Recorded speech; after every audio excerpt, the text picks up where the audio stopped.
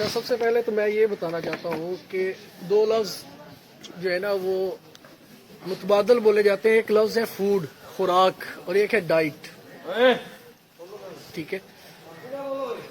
اور ایک چیز ہوتی ہے بیلنس ڈائٹ، متوازن غذا. ہم جو بھی کھاتے ہیں، کبھی کسی نے غور کیا کہ ہم کھاتے کیا آیا ہوگا؟ کبھی کسی کے ذہن میں یہ سوال پیدا ہوا کہ ہم یہ کھاتے کیوں ہیں؟ کھانا کھاتے ہیں، روٹی کھاتے ہیں، چپاتی کھاتے ہیں، فروٹس کھاتے ہیں، سبزیاں کھاتے ہیں، پھل کھاتے ہیں، اسی طرح سے گوشت کھاتے ہیں. تو کبھی کسی کے ذہن میں یہ سوال پیدا ہوا ہے کہ ہم یہ سب جو کھاتے ہیں یا پیتے ہیں، چائے پیتے ہیں، کولڈ ڈرنکس پیتے ہیں، اس کے علاوہ جو ہے کافی پیتے ہیں، اور بھی بہت ساری چیزیں ہیں، پانی پیتے ہیں، تو یہ کھاتے پیتے کیوں ہیں؟ کسی کے ذہن میں کوئی سوال پیدا ہوا ہو؟ سوچا ہو کسی نے؟ نہ کھائیں تو کیا ہوگا؟ کھانا نہ کھائیں تو کیا ہو جائے گا؟ پانی نہ پئیں تو کیا ہوگا؟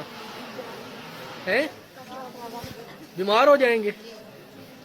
اچھا، یہ سب ہم اس لیے کرتے ہیں کہ جو کھانا ہم لوگ کھاتے ہیں یہ ہمارے جسم کو توانائی فراہم کرتا ہے. کیا کرتا ہے؟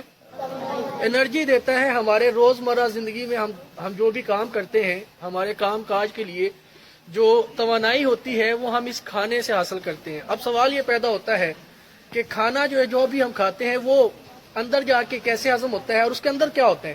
روٹی جو ہم کھا رہے ہیں اس میں ایسی کون سی چیز ہے جو ہمیں انرجی دے گی؟ ٹھیک ہے.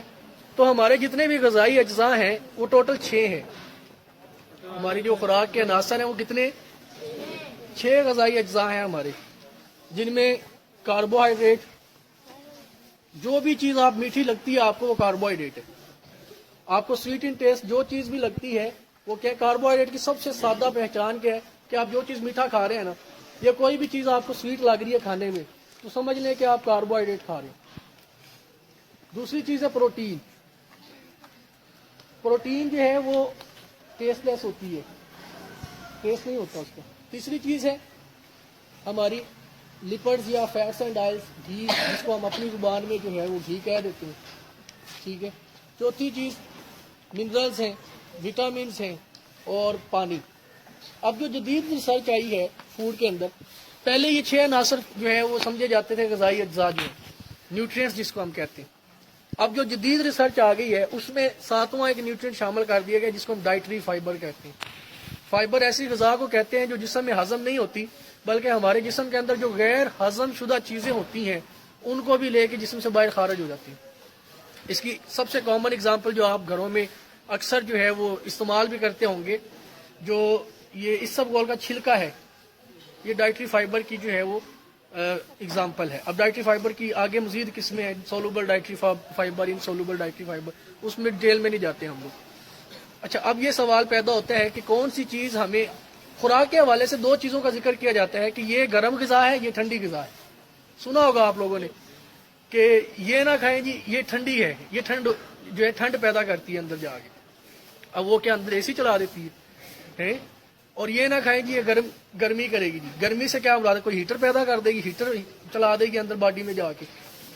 تو گرم، ہمیں خوراک پہ جانے سے پہلے ٹھنڈی اور گرم کا کانسیپٹ سمجھنا ہے کہ ٹھنڈی غذا کسے کہتے ہیں اور گرم غذا کیا ہوتی ہے. ٹھنڈی غذائیں وہ ہوتی ہیں جو آپ کی باڈی کے اندر جانے کے بعد آپ کا جو بلڈ پریشر ہے اس کو ڈیکریز کر دیں، آپ کے بلڈ پریشر کو کم کریں.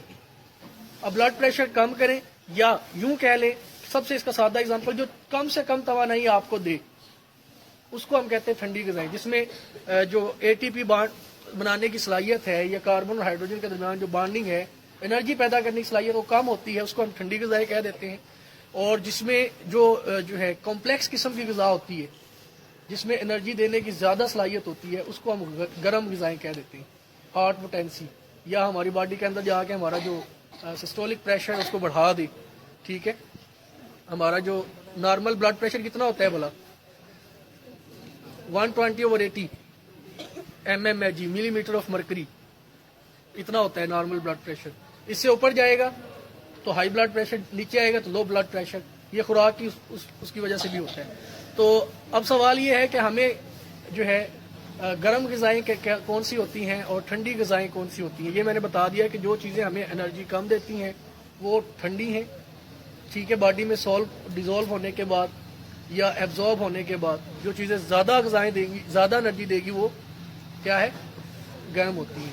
ہمارے جسم میں صرف 3 ہمارے جو 6 میں نے غذائی اجزاء بتائے تھے، carbohydrate, protein, lipids, vitamins, minerals اور پانی، ان میں سے صرف 3 ایسے ہیں جو ہمیں انرجی پرووائڈ کرتے ہیں، ہمیں توانائی دیتے ہیں، اور باقی 3 ایسے ہیں جو ہمارے جسم کو انرجی نہیں دیتے، کوئی توانائی نہیں دیتے، بلکہ ہمارے جسم کے فنکشنز کو ریگولیٹ کرتے ہیں. اب ہمارے جسم میں جو فنکشنز ہو رہے ہیں، ہمارے جسم میں کئی طرح کے فنکشنز ہوتے ہیں.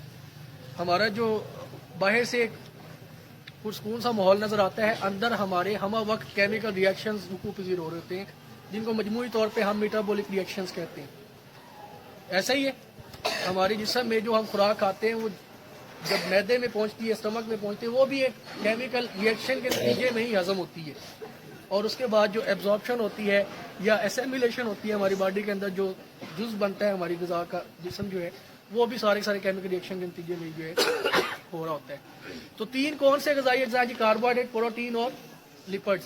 یہ ہمیں انرجی پرووائڈ کرتے ہیں، اور 3 باقی وٹامنز، منرلز اور پانی، یہ ہمارے جسم کو انرجی نہیں دیتے، توانائی نہیں دیتے، بلکہ ہمارے جسم کے باڈی فنکشنز کو ریگولیٹ کرتے ہیں، ہمارے ہارمونز پیدا کرنے میں یا ہمارے باقی کے جو سسٹمز ہیں، اینڈوکرائن سسٹم میں، اس کو تھوڑا سا بوسٹ اپ کرتے ہیں جی، یا میٹابولک ریئیکشنز میں ہیلپ فل ہوتے ہیں. تو اب ان میں سے زیادہ انرجی کون دیتا ہے، کم انرجی کون دیتا ہے؟ ان تینوں میں سے کاربوہائیڈریٹ جو ہے وہ ہمارے جسم کا کوئک انرجی سورس ہے. آپ نے سائنس میں پڑھا ہوگا کہ انرجی ہمیں تب ملتی ہے جب کوئی بھی غذا ہم کھاتے ہیں، وہ سب سے سادہ جز ہے گلوکوز ہے، مونوسیکرائڈ جس کو ہم کہتے ہیں. گلوکوز تب تک باڈی میں جا کے کوئی غذا نہیں بنتی، تب تک ہمیں وہ انرجی نہیں پرووائڈ کر سکتی. ٹھیک ہے. تو جو کاربوہائیڈریٹ ہے وہ ہمارے جسم میں سب سے زیادہ انرجی کا سورس ہوتے ہیں، سب سے زیادہ ATP پروڈیوس کرتے ہیں. ٹھیک ہے.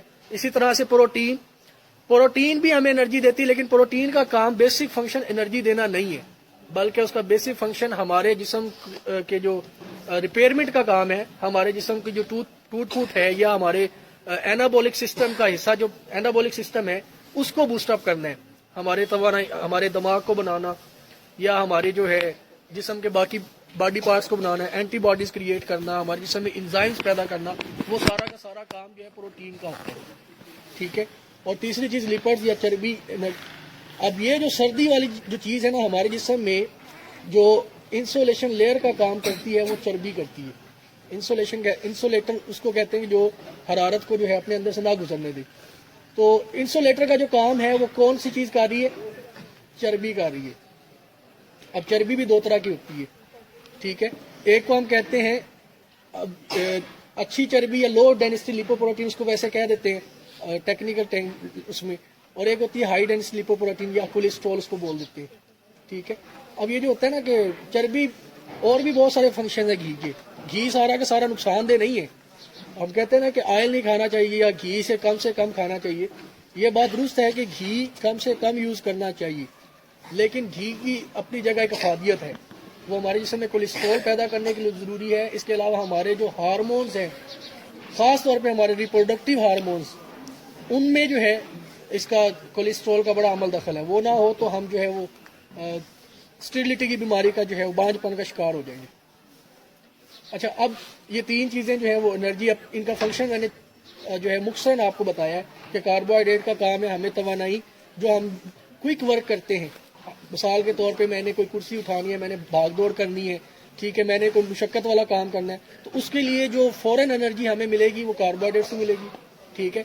ہمیں کوئی کٹ لگ جاتا ہے، ایکسیڈنٹ ہو گیا، کوئی کھال چھل گئی یا کوئی زخم آ گیا، اس کو ریپیئر کرنے کے لیے جو انرجی ہمیں ملے گی وہ پروٹین سے ملے گی. اور یہی وجہ ہے کہ ڈاکٹر حضرات آفٹر سرجری کوئی آپریشن وغیرہ ہو تو وہ کہتے ہیں جی گوشت، اس کو جو ہے نا وہ مٹن کا گوشت کھلائیں، بکرے کا یا کٹے کا. جتنا زیادہ یہ گوشت کھائے گا اتنی جلدی جو ہے ریکور اپ ہوگا. اس کی ریزن یہی ہے کہ گوشت میں پروٹین ہوتی ہے. اور تیسری چیز جی لپڈز یا چربی. ٹھیک ہے.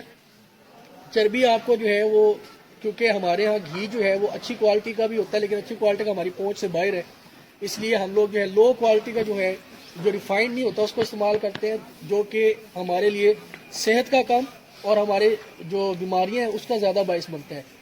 گھی سے جو ہے کافی کارڈیو واسکولر ڈیزیز، دل کی بیماریاں اور جو ہے دماغ کی بیماریاں، اس طرح کے بہت سارے سسٹم پیدا ہوتے ہیں. تو گھی پہ نہیں جاتے ہم لوگ، دو پہ رہتے ہیں.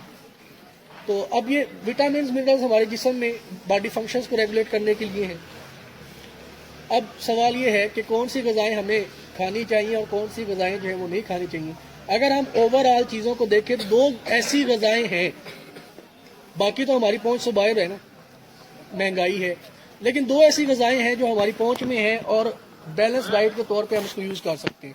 ایک دودھ اللہ تعالیٰ نے ایک ایسی غذا بنائی ہے دنیا کے اندر جس کو ہم کہتے ہیں متوازن غذا. یہ ایک متوازن غذا ہے، اس کے اندر ہر طرح کے جو ہے نا وہ منرلز انسانی ضرورت کے مطابق، اس کے اندر پروٹین بھی موجود ہے، اس کے اندر فیٹس چربی بھی موجود ہے، اس کے اندر جو ہے وٹامنز بھی موجود ہیں، اور دونوں طرح کے وٹامنز موجود ہوتے ہیں، فیٹ سولوبل بھی اور واٹر سولوبل بھی دودھ کے اندر جو ہے. تو دودھ ایک ایسی غذا ہے جو کہ ہماری پہنچ میں بھی ہے، سستی بھی ہے، اتنی زیادہ مہنگی نہیں ہے، جس کو ہم آسانی سے، بلکہ اکثر گھروں میں تو جو ہے وہ مویشی جو ہے وہ پالے ہوں گے، تو دودھ کا رینج جو ہم کر سکتے ہیں، ٹھیک ہے، اپنے آپ کو فٹ رکھنے کے لیے. اور دوسری چیز ہے جی انڈا بھی ایک کاسٹ افیکٹو چیز ہے جس سے، اور انڈے کی جو پروٹین ہے وہ ریفرنس اسٹینڈرڈ پروٹین کے طور پہ لی جاتی ہے. انڈا جو ہے وہ ایک ایسی غذا ہے جس کے اندر مطلب پروٹین جو ہے ایک ایسی موجود ہے جو کہ جتنا ہم کھاتے ہیں اتنا ہی ہماری باڈی کو لگتا ہے. باقی کوئی ایسی غذا نہیں ہے جو جتنی ہم کھائیں اور اتنی ہی ہمارے جسم کو لگے. وہ آپ کو 4%، 5%، 10% لگے گی، اس کے بعد باقی جو ہے وہ آپ کو جو ہے باڈی کو نہیں ملے گی بلکہ ضائع ہو جائے گی. تو اس کے علاوہ جی گرین لیفی ویجیٹیبلز، سبز پتے والی سبزیاں جیسے کہ آج کل پالک ہے، ساگ ہے، ریڈش ہے، مولی ہے، کیرٹ ہے، یہ ایسی غذائیں ہیں. فروٹس ہیں، ایپل، آج کل سیب جو ہے وہ آسانی سے سستا بھی ہے، آج کل کاسٹ افیکٹو بھی ہے، اتنا زیادہ مہنگا نہیں ہے جیسے پہلے ہوتا تھا.